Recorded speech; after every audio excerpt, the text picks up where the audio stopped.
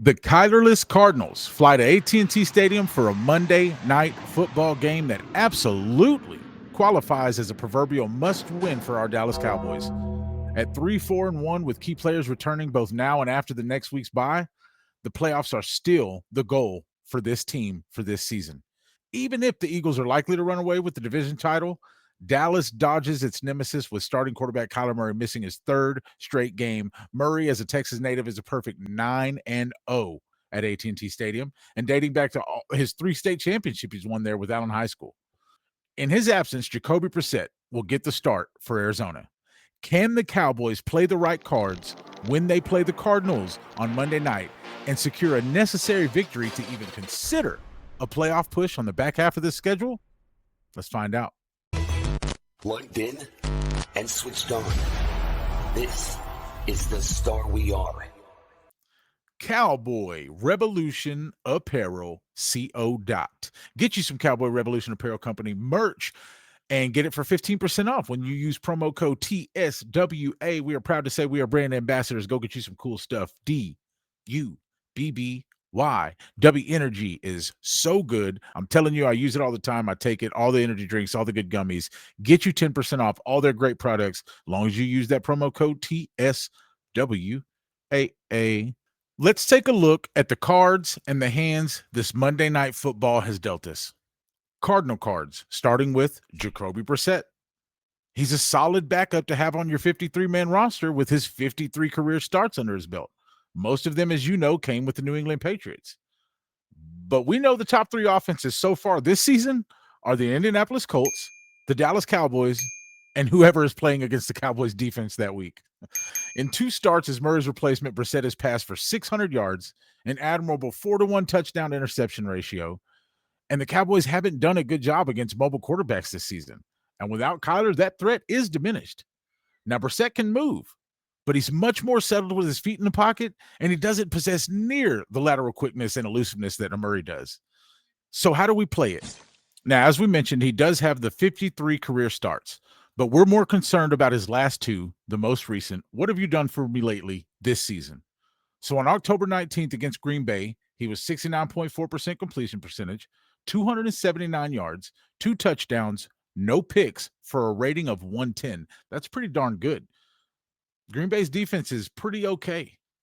That's not too bad. His first start against an even tougher defense, October 12th against Detroit, he was 61.4%, 320 yards, 2 touchdowns, only 1 pick for a rating of 89.2.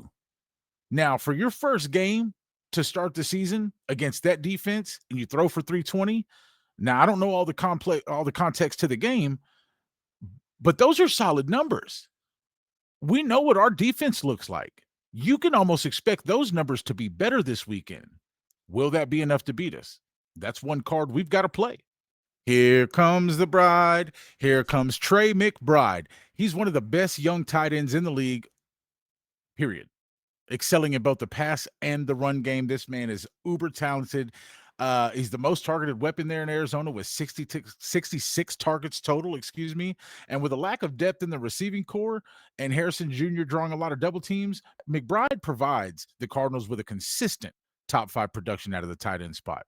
Now, how do we play that? So we know he's a first down waiting to happen with a total of 24 first downs.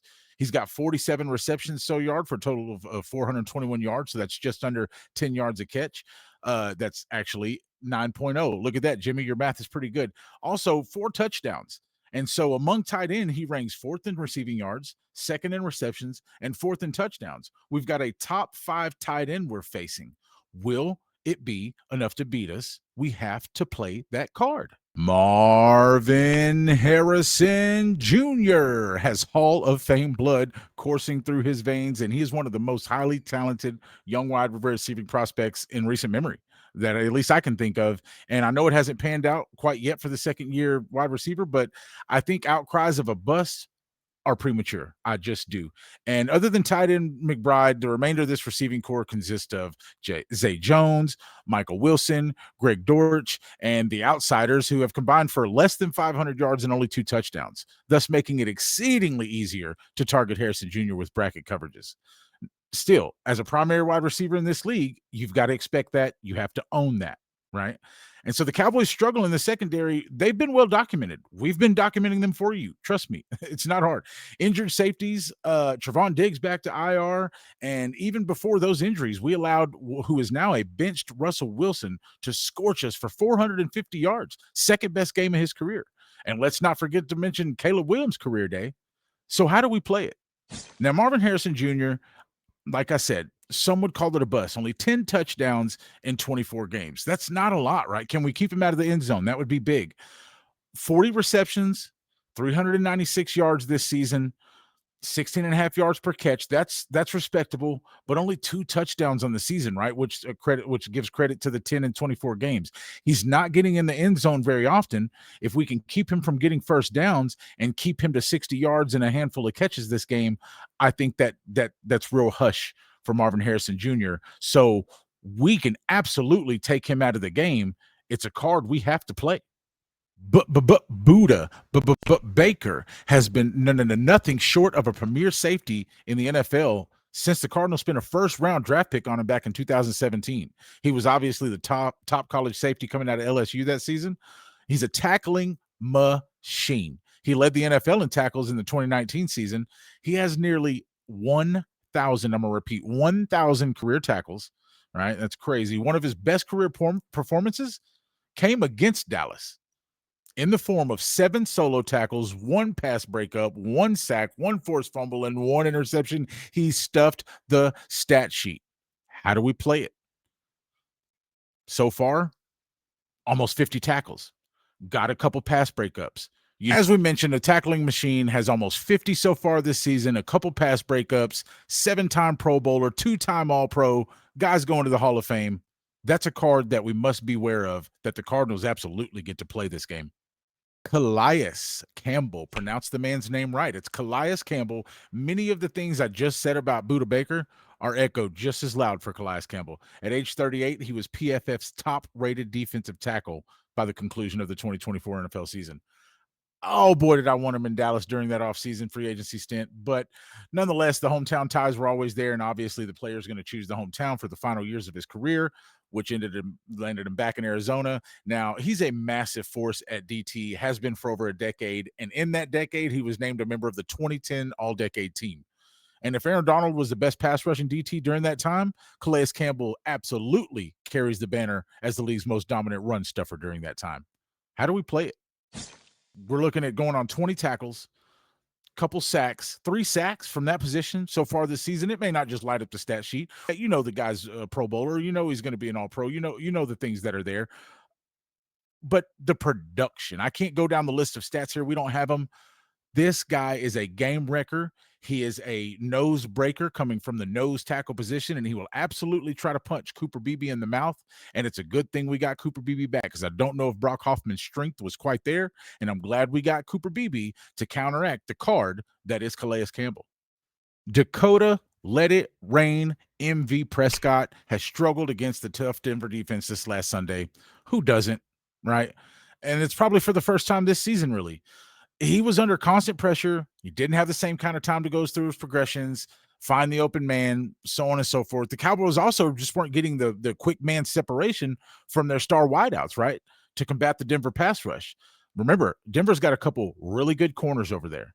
The Cardinals are a middle-of-the-pack defense in just about every metric. They're allowing 230 passing yards and 100 rushing yards on average to opponents. And however, it's unlikely the Cardinals possess that kind of individual talent and defensive commitment to do what it takes to slow down this lightning Dallas offense for an entire 4 quarters. There's still the Dak Prescott is a card we get to play against the Cardinals defense. How's that going to match up? The return of my guy and superstar center Cooper Beebe from IR should provide some much needed continuity to a Dallas offensive line that had been kind of up and down, specifically in the run game during Beebe's time away.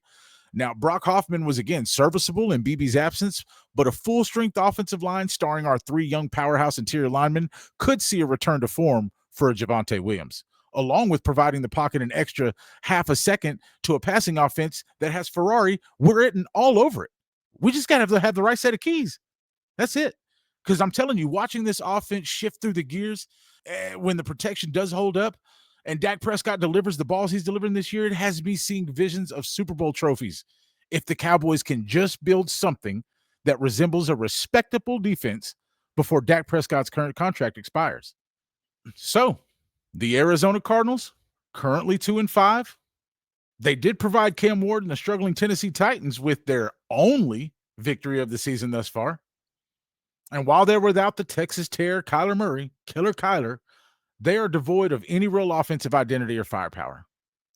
Marvin Harrison Jr. is not him quite yet. Don't allow Trey McBride to beat you. Don't do that. Please, for the life of Jimmy J, you cannot turn Bam Knight, whose name you've never heard before this video, into a household name overnight.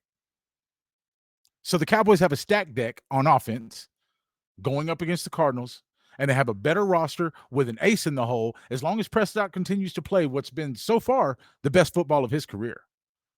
Can the Cowboys play the cards right tonight and secure a must-win victory on Monday Night Football? Let's get it, Cowboys Nation. Jimmy laid out the plan to victory, the cards we got to play, and the hand that we've been dealt to walk away with a win. Now, all I need you to do before this Monday Night Football game is get hype, get real, and fan responsibly. Thank you for tuning in to The Star We Are. Your time is invaluable, and if you've spent it with us, we can't thank you enough. Make sure you smash that subscribe and check out either one of these videos if you did enjoy the content.